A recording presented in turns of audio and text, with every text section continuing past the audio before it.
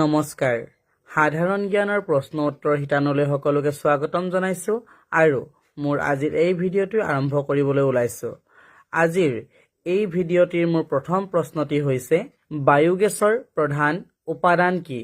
Option ক ইথেন, option খ আৰ্গন, অপচন গ মিথেন, অপচন ঘ কাৰ্বন ডাই অক্সাইড। ইয়াৰ শুদ্ধ উত্তৰটি হৈছে গ মিথেন। দ্বিতীয় প্ৰশ্নটি হৈছে ভাৰত ইলেক্ট্ৰনিক্স লিমিটেড ক'ত অৱস্থিত? অপচন ক মহাৰাষ্ট্ৰ, খ উত্তৰ প্ৰদেশ, গ বাংগালোৰ, ঘ পুনে। ইয়াৰ শুদ্ধ উত্তৰটি হৈছে গ বাংগালোৰ। প্ৰাভদা নামৰ বহুল প্ৰচাৰিত বাতৰি কাকতখন ক'ৰ পৰা প্ৰকাশিত হয়? অপচন ক মস্কো, অপচন খ ভোপাল, অপচন গ পঞ্জাৱ, অপচন ঘ জম্মু কাশ্মীৰ। ইয়াৰ শুদ্ধ উত্তৰটি হৈছে অপচন ক মস্কো। চতুৰ্থ প্ৰশ্নটি হৈছে খাজুৰাহো মন্দিৰ কোন প্ৰদেশত অৱস্থিত?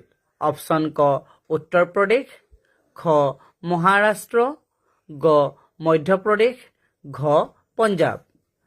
ইয়াৰ শুদ্ধ উত্তৰটি হৈছে গ মধ্যপ্ৰদেশ।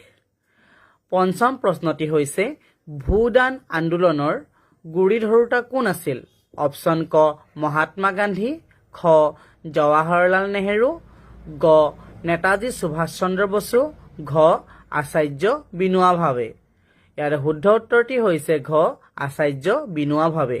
আপোনালোকৰ যদি মোৰ এনে প্ৰশ্ন উত্তৰৰ শিতানসমূহ ভাল লাগে সকলোৱে মোক ছাপোৰ্ট কৰিব আৰু মোক আগুৱাই যোৱাত সহায় কৰিব, কিয়নো এনে প্ৰশ্নসমূহ যিকোনো অসম চৰকাৰী বাছনি পৰীক্ষাৰ বাবে অত্যন্ত উপযোগী।